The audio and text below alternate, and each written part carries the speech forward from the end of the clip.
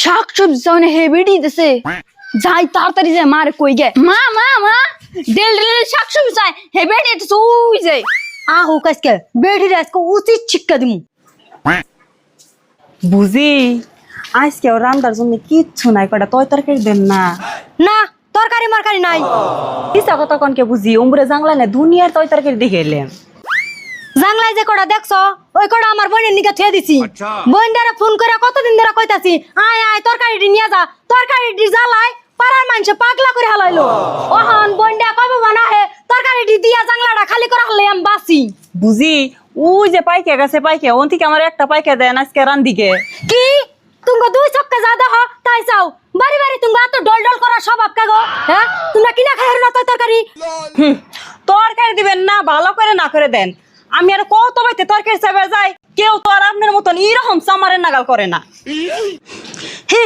সারা বছর আঙ্গ বাড়ির তরকারি খাইয়ে মানুষ হইলো আর আজকে একদিন তরকারি দেনে দেখে বড় বড় কথা কয়ে থিয়ে যায় শোনা গো আমার रुको जरा ঘরে গেছে গা খাইলে যেমনি একটা পাইকে পাইরা নিয়ে যাই ये फंस गया ভালালে চাইছিলেন দিলা না এখন চুরি করে নিয়ে গেলাম তুমি সিটটা উঠলা ওর পাশে হাত থামলাইলে তোমার হাতে কি আমার হাতে কিছুই না ভাই কেস কেস করে কেরা ও হাতে কিছুই নাই কিছু না থাকলো হাত বাই করো ওই অল্প আগে তুই পাইকা চাইছিলি পাইকা দেনে দেখে তুই চুরি করতাছ এরকম দিনে দুপুরে তুমি পাইকা চুরি করতেছ ছাড় চুর কোনে কর বুঝি অভাবে স্বভাব নষ্ট 2 দিন ধরে পোলাহান্ডে মই ডেলে ভাত খাওয়াবেনছি খুব কষ্ট যে 10টা টাকাও নাই যে পোলাহান্ডে সবজি এনে খাওয়ামু অভাবের তাড়নায় বাধ্য হয়ে বুঝি চুরি করছি শোনা গো দূর